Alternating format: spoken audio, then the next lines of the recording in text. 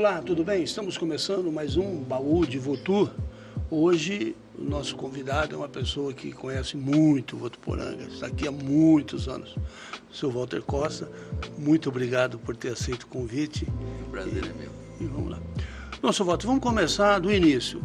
A família do senhor veio de onde e quando para Votuporanga?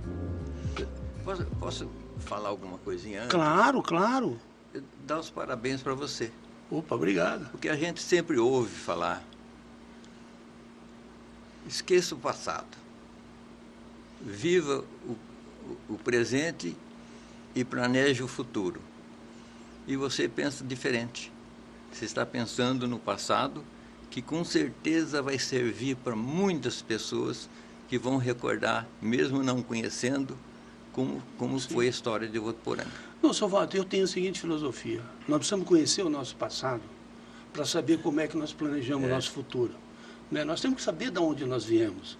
Quem foram as pessoas que fundaram Votuporanga. Que começaram. Né? Nós precisamos saber dessas pessoas e valorizar essas famílias. Né? Então, mas muito obrigado por essas palavras. Mas o que você me perguntou, a família começou, logicamente, meu pai era português, minha mãe também. Seu pai já era Joaquim? Joaquim Ferreira da Costa. Minha mãe, Maria Cândida Cardoso Costa. Ele veio para o Brasil sem nada. Ele veio, que a gente não entende porquê, mas veio. Né? Veio procurar aventura, alguma coisa. Jovem ainda. Tem uns que falam que foi com 16 anos, 18 anos, foi por aí que ele veio. Jovem. A minha mãe veio criança, mas veio antes dele. Só que ela era 8 anos mais nova que ele. Sim. Aí ele já chegou, começou a trabalhar com madeira, porque aqui era tudo floresta, tudo quase. O fazendeiro, para plantar, tinha que desmatar. Para fazer uma vilinha, tinha que desmatar. Madeira era de graça, podia tirar à vontade. Era um sertão, né? Era um sertão. E ele veio para a região de Catanduva e se casou com 24 anos com a minha mãe com 16. E em Duartina, perto de Catanduva, nem sei onde que é Duartina. Eles se casaram lá e começaram aquela vida deles de luta pela vida. Teve uma época que ele... Isso na lavoura? Não, ele estava lutando pela vida nessa época.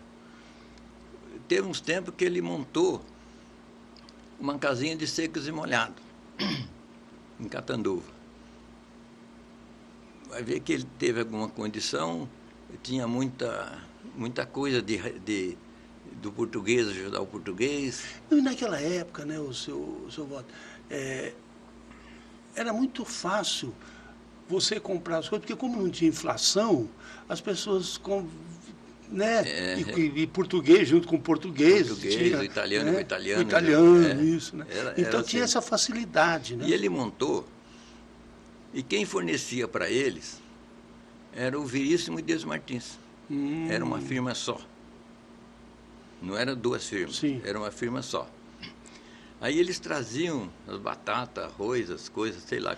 E esse Veríssimo Dias já era um atacadista grande ou não? Eu não sei de que cidade ou se eles vinham de São Paulo. Mas já era grande. Grande distribuidor. Aí eles vinham, aí entregavam. O meu pai, eles acertaram o seguinte, você vai ficar com tanto saco disso, tanto daquilo. Eu falei, não tem dinheiro, não tem problema. Quando nós voltarmos aqui, nós vamos repor e você paga só o que vendeu. O que vendeu. E aconteceu, depois parece que teve uns problemas no Brasil, não sei se foi a revolução que teve aqui, e a freguesia parou de ter dinheiro e o Dias Martins e o Veríssimo. Será que foi aquela crise de 28, 29? Então, eu não sei precisar essas datas. E o Veríssimo Dias Martins, não tem nada com a nossa entrevista, mas vamos lá. Tem uma coisa esquisita e diferente, interessante e gozada. Um deles namorava uma moça e firme, eles eram sócios numa firma só. Aí o outro se interessou pela moça, tomou dele e casou com ela. Aí separou, por isso separou. Dias Isso Martins, da música sertaneja, hein, seu Walter? Realmente, Dias Martins e Veríssimo. Aqui em Votuporanga, Dias Martins, que o Ivo Matavelli foi gerente bastante tempo, e do lado de cá o Magalhães, lá, o Domingos Magalhães também foi. Então a divisão foi por causa do namoro. De namoro. Aí eles separaram, aí eles começaram. Um punha uma loja aqui, outro punha também, e ficava aquela concorrência maluca. Bom, deixa eu ver aqui mais. Bom, e aí ele veio para cá, teu pai. De lá ele veio para Votuporanga. O senhor lembra o ano ou não? Não, para Votuporanga não, para Mirassol. Ele veio para Mirassol. Mirassol primeiro. Em Mirassol, ele teve uma passagem, ele sempre mexendo com madeira. Ele tinha uma porção de portugueses trabalhando, precisavam de trabalhar, e ele não tinha o que fazer para ajudar também. O que ele fez? Foi para Rio Preto, pegou o trem, foi para Araraquara, vender dormentes para a estrada de ferro araraquarense. Porque o dormente era tudo de madeira. Por quê? Né? Mas por quê? De Rio Preto até Balduíno tinha um leito pronto. Faltava pôr o dormente e o trilho. Entendi. E ele fez um contrato sem ter um pau. Sim. Mas ele fez um contrato, ele tinha um caminhãozinho, ele tinha o pessoal para cortar madeira, levava eles para o mato para cortar as madeiras, para serrar. Eles serravam na mão. Tinha uma serra que chama Serra Braçal. Tinha aquele traçador? Não, traçador é só para serrar, vamos supor, no meio. No meio. Mas a serra, para serrar, para tirar um dormente, para tirar um caibro, uma terça e tal, é outra coisa. Você tem que deixar ele... Essa serra ela tinha 2,20 metros de altura, com 40 mais ou menos na parte de cima e uns 20 na parte de baixo, com uns dentes grandes. E aí já era motor a diesel? Era motor dos homens, um por baixo e um por cima, serrando. Ah, é? Bom, ele conseguiu, com tudo isso, entregar todos os dormentos de Rio Preto a Balduíno. Ele punha o caminhãozinho dele um pouquinho aqui, um pouquinho lá, depois eles vinham só distribuir e pôr o trilho. É uma história, não sei o que é que fez ele lembrar, mas ele sempre teve essas coisas. Sempre foi um grande empreendedor. Tudo que ele fazia parece que dava certo. Foi muito bom.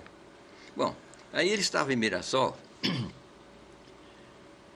e ele comprou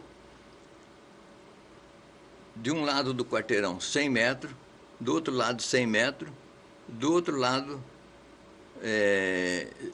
uns 40, 50 metros. Então ele era dono quase do quarteirão inteiro. Na esquina, isso eu estou falando a 2 quarteirões da Igreja Matriz de Mirassol. Sim. Rua 7 de Setembro. Aí ele fez a casa dele, casa com tudo certinho, né? Ele fez um barracão, tinha um depósito de madeira, ele tinha, na parte de baixo, um monte de lenha, era tudo angico, não queimava outra madeira, só queimava angico, porque o angico deixava uma brasa forte e ela durava muito tempo. Sim. E ele vendia lenha, era lenheiro também. O pessoal comprava, manda 1 metro de lenha, quer rachado ou sem rachar? Aí ele preparava tudo e entregava. Estava bem. De repente, não sei quem trouxe ele para Votuporanga. Aí eu estou falando em 1942. Votuporanga estava começando a ser falada. 5 anos. Ele veio aqui, eu não sei o que ele visualizou e comprou 50 metros na Tocantins e 30 metros ou 40 na Pernambuco. Na frente, estacionamento do supermercado Santa Cruz, era a casa do Antônio Marim, que era a fazenda sede era ali. Então, meu pai escolheu ali aquele lugar e voltou para Mirassol, voltou para Rio Preto, para Votuporanga de novo, e resolveu fazer uma construção, e fez a construção que você vai ver nas fotos, que foi a Casa Costa.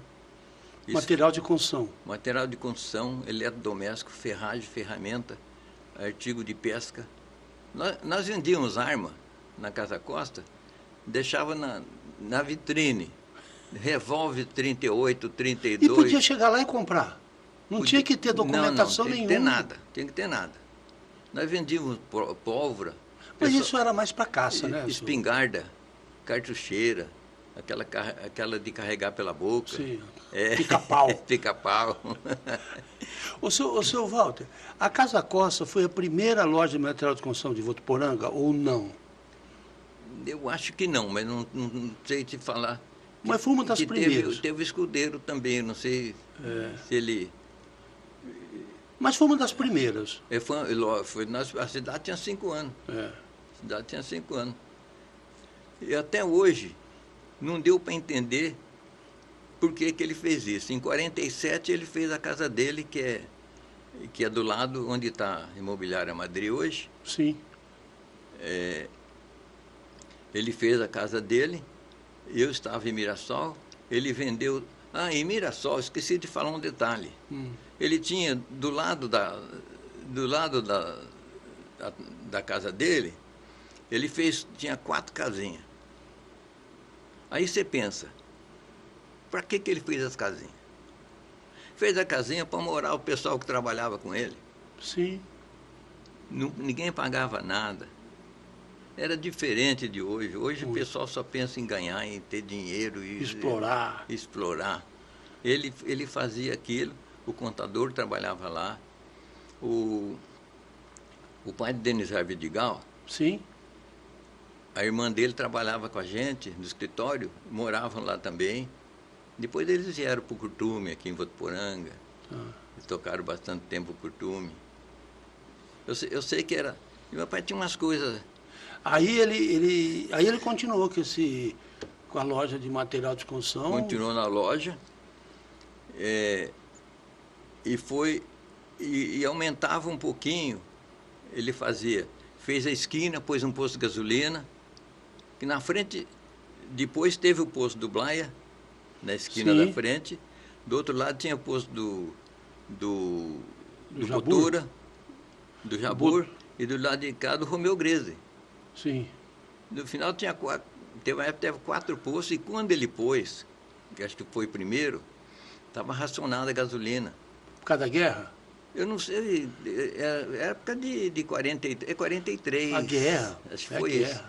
Inclusive, o Igmar Marão esteve aqui, e ele disse que quando o pai dele e o tio dele, e os tios deles, puseram o posto de gasolina, que compraram do Nicola Lupo, que o Nicola Lupo comprou e aí ele vendeu. Eles ficaram 2 anos fechados, porque não tinha gasolina para vender. Meu pai sempre teve. Ele tinha uma cota, e essa cota era distribuída pela prefeitura. Se você fosse lá, podia ser amigão dele. Não, me dá mais 5 litros. Não. Vai na prefeitura e eles que têm... A prefeitura que liberava. Que distribuía. Conforme o que você fazia, ele te dava um pouco de gasolina. E me parece, o seu Walter, que isso acontecia com alimento também. Alguém já me falou que você tinha um tanto de farinha, você não podia comprar quando você queria, né? Era tudo racionado, né? Então, foi uma época que... Da guerra. Eu tinha o quê? 6 anos. Eu nem nascido era. 16 não, menos, 5 anos. E esse posto de gasolina, o seu pai tocou por um bom Tocou por tempo? bastante tempo. Depois ele continuou com a Casa Costa. Tivemos eletrodoméstico lá, nessa esquina. Ele tinha feito do lado, que virou escritório, que era o lugar que ele dormia, porque ele fez em 42 e minha mãe ficou até 47, em Mirassol, tomando conta do que tinha. Aí ele foi lá, ele vendeu tudo.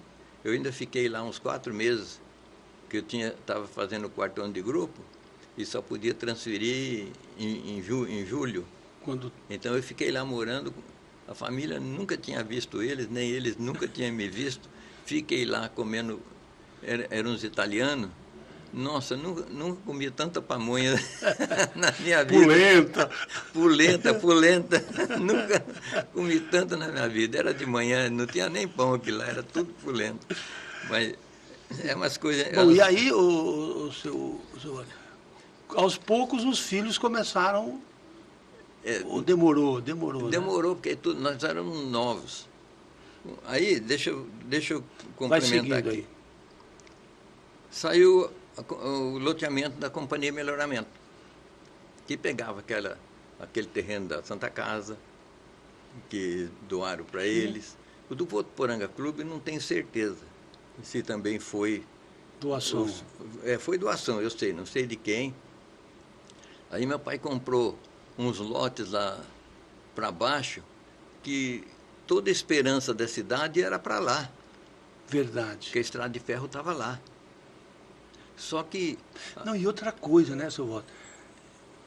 Ali tinha uma estação de energia elétrica ali. Tinha também. Né? Então as pessoas achavam que Votuporanga ia crescer para lá, né? Geralmente, se você vê, todo lugar, Rio Preto ultrapassou a estrada de ferro. Sim. Passou de um lado para o outro. Sim. Todo lugar acontecia isso. E em Votuporanga, eu não sei se é por causa de umas favelas que fizeram lá, tal, segurou um pouco o progresso daquela região, que hoje já está livre. O bairro São João hoje está ótimo.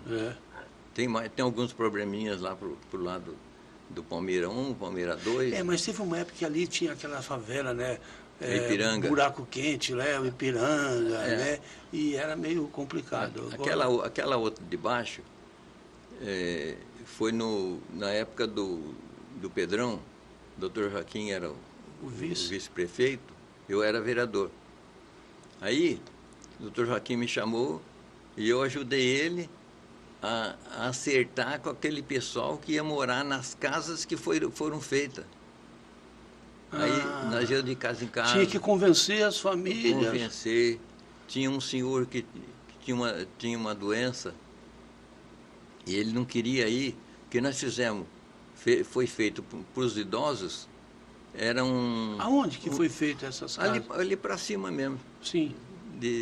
Não sei o nome da rua. Na Rua Minas tinha aquela favelinha. Aquela favelinha lá foi transferida 200 metros para cima. Sim. Então, teve um lugar que fizemos um fechado com casinha. Eu não sei se tinha 4, 5 casinhas, 4 de um lado, 4 do outro, e ficaram as pessoas mais idosas. Um lugar fechado, está até hoje lá. Sim. Até hoje lá. E funcionou direitinho. Você viu, o doutor Joaquim, eu tenho ele como amigo desde o ginásio que nós fizemos aqui aqui onde está a Unifev hoje. É muita... E aí o melhoramento foi um loteamento. Fez o loteamento. Aí, desse loteamento, ele comprou uns lotes lá para baixo, fez eu comprar também. A casa que eu moro hoje eu comprei fazem 78 anos. 72. Sim. 72, é por aí. Aí, eu tenho 87, 70 era em 77. Aí eu comprei esses lotes, pagava o quê? Como se fosse hoje R$50 por mês. Era bem baratinho mesmo, só não comprava porque o povo às vezes não tinha condição. Ele comprou uns lotes lá para baixo.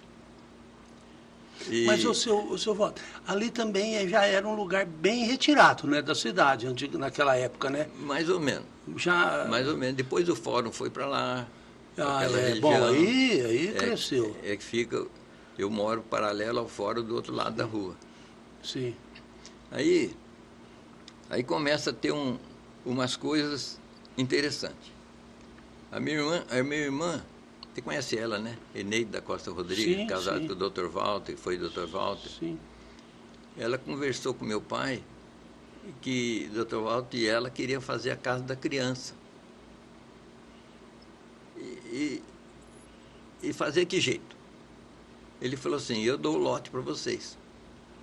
E deu o lote na rua José Ábido, não é Marão, não, José Ábido com Maranhão. Ele deu, não sei se 2 ou 3 lotes que ele tinha lá para a casa da criança. E eles fizeram o salão lá e foram atendendo as crianças. Um grupo, daí não sei arrecadação como fizeram tal, mas eles mantinham aquele lá tudo certinho. Passou uns anos, meu pai resolveu fazer uns almoços lá no bairro, com o portão aberto. Para a população. Para a população. Aí ele acertou uma turma de vicentinos aqui da cidade. Um deles trabalhava com a gente, depósito de madeira. E eles começaram a organizar. Aí meu pai dava tudo.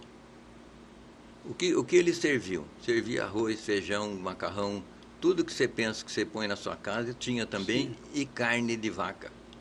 Ele tinha fazenda e ele trazia 4, 5 vacas mortas aqui para distribuir nesse dia, de tão grande que eram os almoços. Todo mundo ia comer lá.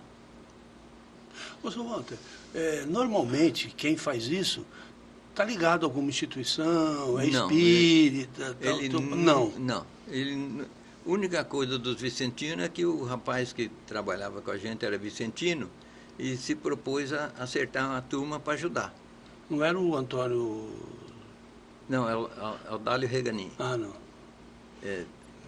Aí, ele fez uns 4 anos ali. Só que ele queria fazer dia de Natal. E fazia dia de Natal o almoço. Puxa vida.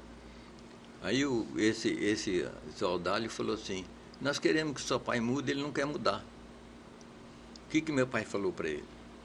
Falou, olha, eu já tive muita necessidade. Hoje eu tenho condição de oferecer isso pelo menos no dia de Natal. É um presente meu que eu vou dar para eles. Só que ele não ia, se tivesse jornalzinho, se tivesse, ele não ia em lugar nenhum, não ia no prefeito pedir nada e fazia. Mas eles resolveram não fazer mais aqui.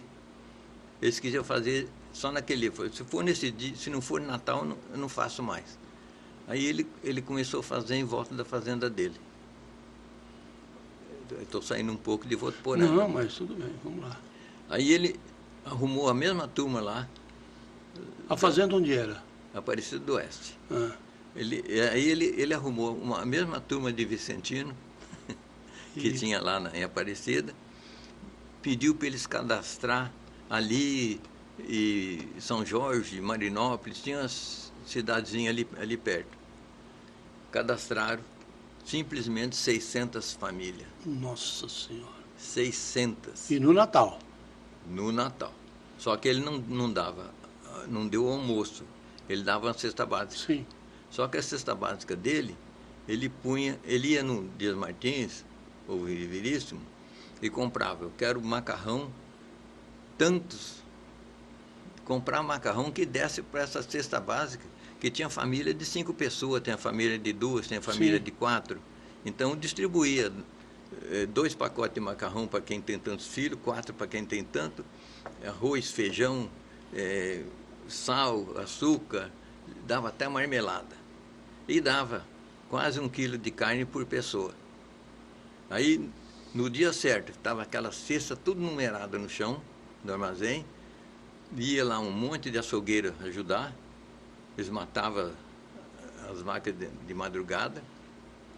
Aí o cara falava assim, tinha 5 famílias, ele cortava mais ou menos 5 quilos, enrolava, punha ali e já ia para o caminhãozinho para entregar, para não estragar a carne. Isso ele fez também uns 4 anos. O último ano que ele fez, ele matou 7 vacas. Puxa vida. 7. E nesse tempo ele continuava ainda com a Casa Costa aqui? A Casa Costa foi fechada, nós paramos ela em 81. E foi aí que vocês já começaram a Juvanel ou não? Não, a Juvanel começou em 64. Ah, Interessante que nós tínhamos uma filial em Fernandópolis e o meu irmão mais novo, Nelson, não sei se você conhece ele. conheço. O Nelson era gerente lá. Aí apareceu um rapaz que estudou com ele. Aí o rapaz era tapeceiro. Aí ele falou, Nelson, estou sem fazer nada. Vamos fazer uns sofás, você põe na loja para vender. Aí o Nelson falou, o rapaz quer fazer, acho que eu vou fazer Uns sofazinhos aqui? Um sofazinho. Não, mas tem que pôr uma firma, então põe nós também. Então fica Irmãos Costa e Companhia, né? Companhia era o rapaz. E fez, nessa altura do acontecimento, 64, Brasília. Sim. Brasília estava Fervo. no auge. Muita gente ficando milionário lá, mas conseguiram fazer. O cunhado do AB Pereira, Rubens Gonçalves, ele morava na casa do lado da Telesp, ali, na rua Pernambuco. Sim. Perto onde vendia revista. Sim, do Mazon. Agora, nessa época, o AB Pereira já tinha a fábrica dele. O AB Pereira foi a primeira fábrica de Votuporanga. Aí, eu sei até os motivos, mas não vamos deixa deixar para de lá. lado. Aí o outro saiu também. Aí veio o terceiro. Aí o primeiro fazia Brasília, que era o Rubens. Ele foi para lá, falou, vender em Brasília. Não, de jeito nenhum. Não, eu vou vender à vista. Eu venho lá, vendo à vista, o caminhão entrega e recebe cheque. Bom, então aí começamos. Tinha uma casinha lá, alugaram uma casa. A coisa, logo nos 5, 6 meses já estava tudo enrolado, porque não cabia nada, né? Aí meu pai fez um salão aqui. Ele não falou para nós, não. Na rua Pernambuco, né? Onde está Tintas... Sim, aquela... Em frente onde era o Faquinha antigamente. Isso. O Faquinha é outra história. É outra história, aí não vamos entrar. Mas eu sei muita coisa da história bacana do Faquinha. Muito. Aí, ele fez o salão, fez uma escadaria na parte que era alto salão, na parte de cima, fez o escritório lá na parte de cima. Ele pensou tudo. Nós não... Aí ele falou assim, muda... Bom, e nesse momento, vocês fabricavam aonde? Fernandópolis. Ah, lá em Fernandópolis. Mas já terminando o primeiro ano que nós estávamos lá, ele fez e nós mudamos para cá. Aí ficou um espetáculo. Grande e tal. Mas dali uns dias já não cabia mais. E era estofado só, né? Estofado, só estofado. Aí nós compramos na rua Iapoque 20 por 40, que emendava lá. O resto dos salões para lá era tudo do meu pai. Meu pai teve uma serraria na rua Javari. Ele sempre teve paixão por negócio de madeira. Aí a Juvanel começou a funcionar. Bom, e Juvanel não precisa nem explicar por causa do nome, né? É. O segundo cara que saiu da B. Pereira fazia Bahia. O terceiro foi fazer o Nordeste. Você deve conhecer a família dos Bonora. Bonora. Ele foi fazer, ficou até agora, esse tempo que ele faleceu, ele ficou com a gente. Juvanel vai fazer 60 anos. E Jovanel é o nome dos 3 irmãos. Porque nós começamos, Irmãos Costa e Companhia, com o nome fantasia de Superbel. Mas aí nós começamos a vender um pouco em São Paulo e começou a sair propaganda. Estufado Superbel. Aí a Probel entrou com uma ação contra nós que eles tinham a marca registrada. A Probel tinha a marca Superbel. Marca registrada. E nós fomos obrigados a tirar a marca. Aí nós fomos mudar. Aí nós resolvemos. Era Joaquim, Walter e Nelson, ficou Jovanel. Pronto. Ficou até melhor que o outro. Ficou até melhor que o outro. Quando nós falamos da B. Pereira, eu sinto que o governo devia ter um trabalho para não deixar uma firma quebrar, principalmente como foi o AB Pereira.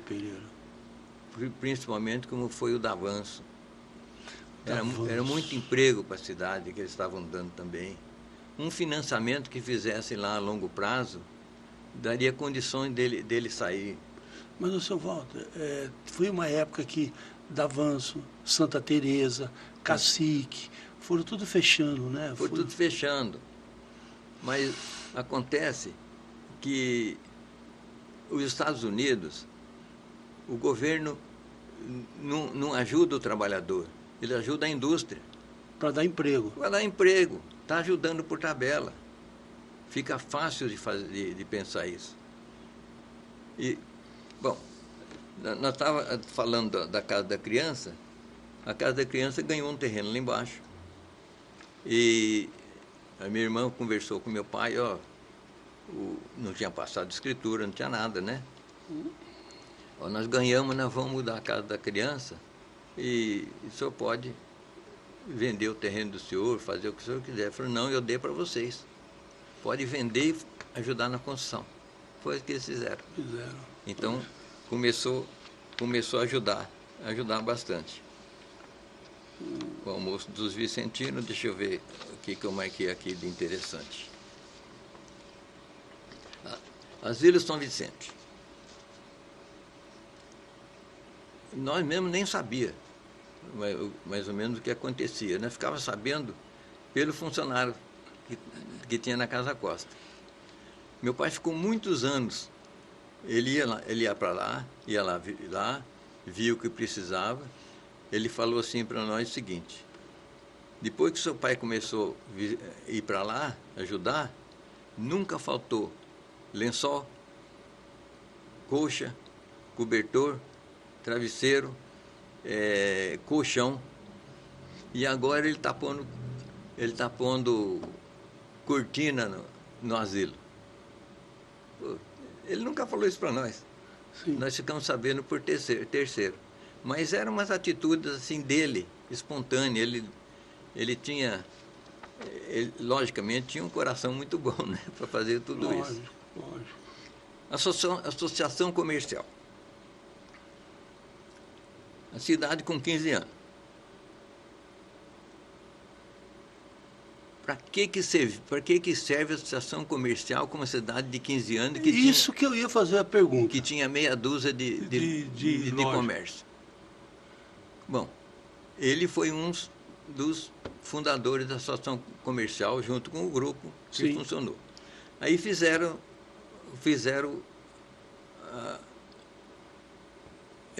montaram a associação comercial. Bom, e daí? Aonde nós vamos pôr? Não tinha salão. Não tinha salão. Aí o meu pai, você vai ver na fotografia da Casa Costa, que ela vai 50 metros. Mas ele foi fazendo, depois da esquina, mais um salão, mais um salão, mais um salão, e foi indo.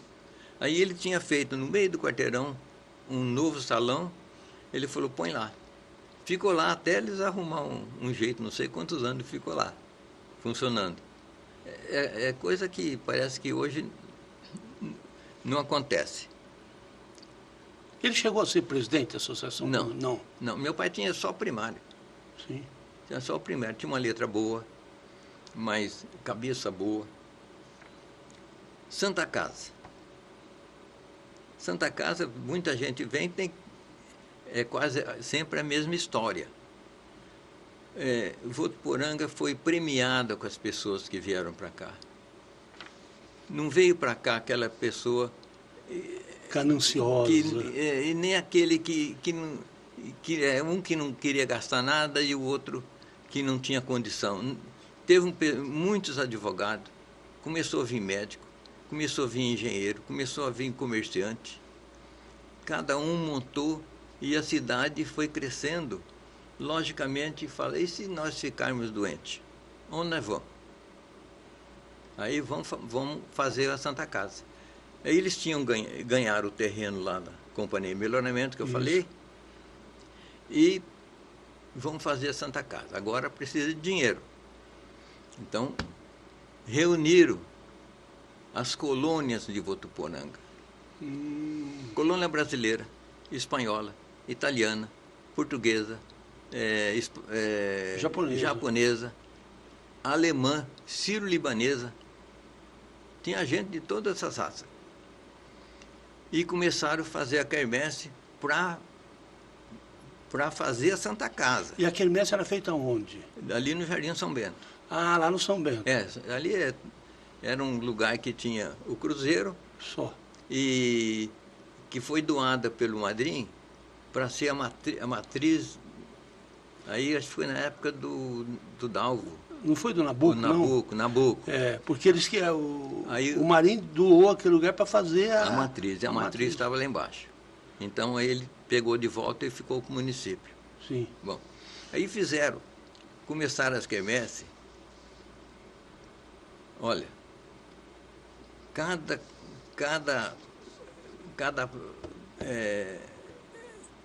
português, o espanhol, o japonês, cada um queria ser melhor que o outro. E gastavam dinheiro mesmo. Nos leilões. Nos leilões. Leilão era... Você precisa ver, eu tinha acho que 12 anos. 12 anos, 13, sei lá. Eu acompanhava tudo aquilo. E o meu pai era um dos líderes da colônia portuguesa. Então, eles fizeram o seguinte, vamos arrumar uma boneca para cada nação.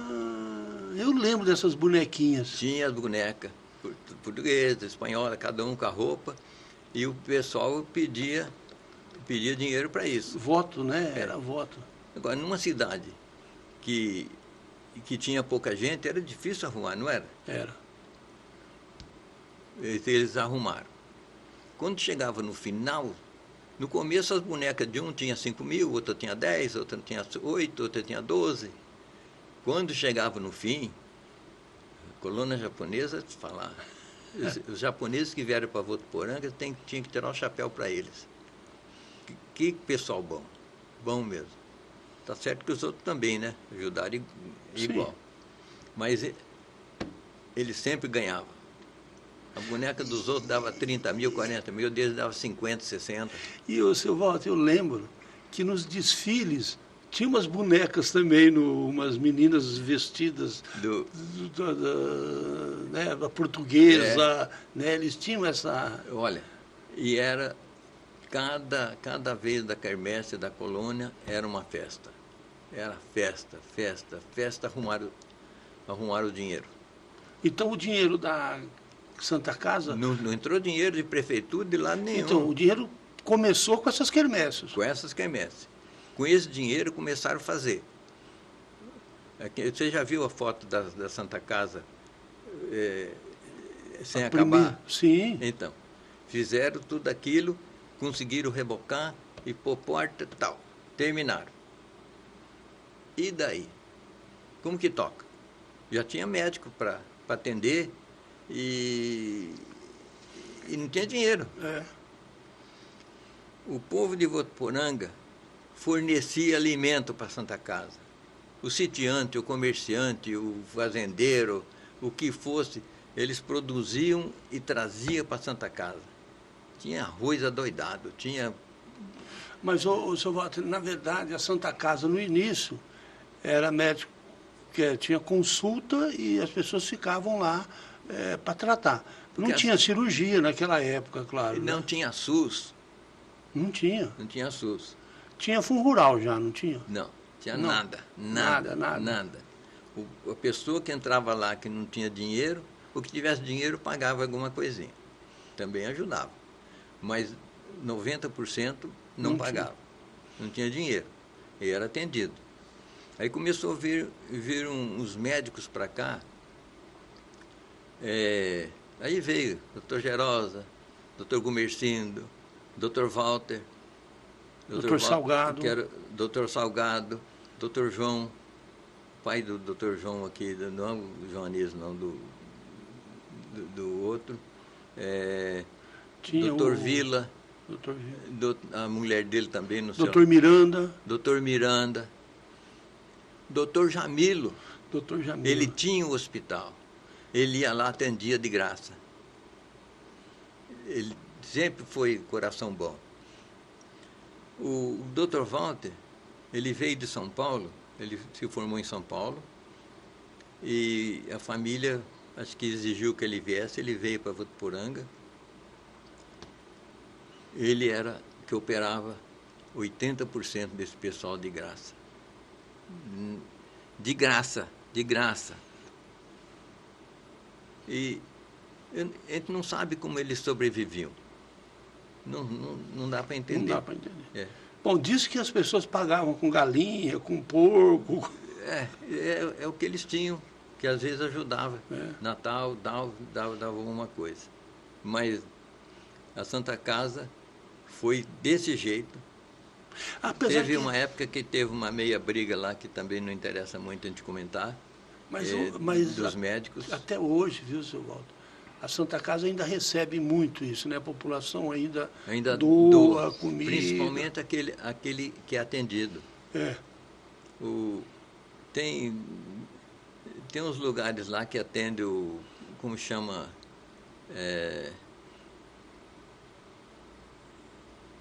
Que faz hemodiálise. Hemodiálise. Você já viu lá dentro?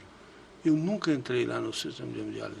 Eu entrei, eu sempre fiz parte da Santa Casa, de uma diretoria em 73, 75 e do Conselho Administrativo. Aí a gente vai visitar de vez em quando aqui e ali. Olha, não é como o Nasser Marão deu o primeiro aparelho. Foi, seu Nasser. Depois disso foi comprando, não sei se alguém foi dando aparelho também. O salão todo assim, cheio de gente, sentado com a máquina ligada. Olha, o senhor Walter, é de doer o coração de ver. Nós já estamos com o tempo bastante... E eu quero falar do time da Jovanel, antes de acabar. Nós vamos chegar lá. Bom, onde que eu estou aqui? O Votuporanga Clube foi feito... O Dr. Walter veio de São Paulo e ele nadava quase todo dia de manhã e ia trabalhar. Aí ele quis fazer um clube aqui. Eles arrumaram aquele... Aí eu não sei a equipe que apoiou. Ele foi o primeiro presidente. Foi. Ele, quando entregou para o Dalvo Guedes, ele estava com a piscina, concretava. Tem cenas deles nadando. Aí ele jogaram ele lá dentro e ele foi. O Rotary Club, em 52, outra vez com a cidade com 15 anos, resolveram fazer um clube de serviço. Pensando bem, não tem lógica. Sim. Mesmo que a gente nem sabia que a fundação do Rotary é a maior fundação particular do mundo, em termos de dinheiro. Ajuda muito, acabaram com a paralisia infantil no mundo. No mundo. Faltou Afeganistão mas basicamente... Coisa de religião. Eles não deixavam.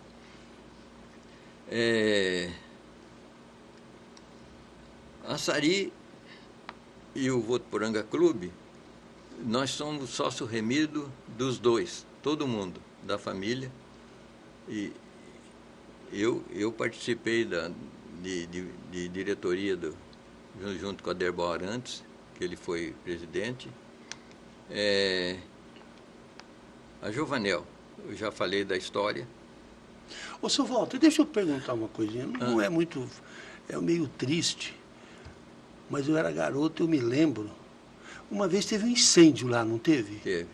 O que foi aquilo? Foi O setor de espuma. Ah, Era lá na Rua Javari, o último Sim. salão. O rapaz que cortava, que corta a espuma, ele cortava e tinha muita espuma, estava lotado de espuma aquilo lá. Ele cortava e ia pondo de lado, mas sempre sobrava pedaços embaixo. E a serra tem um afiador natural. Deve ter saído alguma uma faísca. fagulha ali, depois que começa na espuma, não acaba. Acabou. Não acaba. E queimou, deixou lisinho assim. Ó. Os irmãos, nós participamos da Santa Casa, do Rotary, Associação Comercial, Associação Industrial, da Câmara Municipal, que eu fui vereador. E atualmente a família mantém Jovanel, Indústria de Imóveis, Polos Indústria de Imóveis, Modali, Indústria de Imóveis, acho que é cadeira, e Superplast, Indústria de Plástico, que é do meu irmão. E depois, algum dia, nós conversamos da Jovanel. Não, mas eu só queria, assim, 2 minutinhos, acho que dá tempo. Como surgiu a ideia do time da Jovanel? Foi o maior time de futebol amador que o Votuporanga teve. Foi aquilo que eu te falei, eles pediram ajuda para mim, eu tinha um pessoal ali, juntei o pessoal que eles falavam que era bom daqui, dali, ali, e formou o time. E aí... Agora, como é que vocês conseguiam ter tanta gente boa ali? Tanta gente Foi boa. uma seleção de Votuporanga? Foi, graças a Deus. Nós perdemos uns anos, 2 vezes que a Votuporanguense pegou uns jogadores para jogar, no final não aproveitaram muito, e aí nós não conseguimos ser campeão. Perderam uma vez em 80. Outra vez os bancos resolveram entrar também com o time. Tinha jogador de banco também, então atrapalhou um pouquinho. Mas essa aí... Agora, vocês davam emprego também para alguns jogadores, né? Nós tínhamos mais ou menos 4 ou 5 que teve um dos grandes jogadores, o Toniquinho, que se foi de maneira... Miltinho. Foi o Miltinho. O Eva, o Aurinho. O Aurinho. Procópio, o Dago. Nós somos vice-campeão brasileiro da Taça Der. Vice-campeão brasileiro da Taça Der, jogando na Rua Javari, em São Paulo. É isso aí. Seu Walter, muito obrigado por ter vindo. Você. E foi um papo maravilhoso e muito esclarecedor. Eu agradeço muito. Tá, muito obrigado. Bom, e assim nós encerramos nosso Baú de Votu de hoje. Nós voltamos na próxima semana com mais um convidado. Muito obrigado pela audiência e até semana que vem.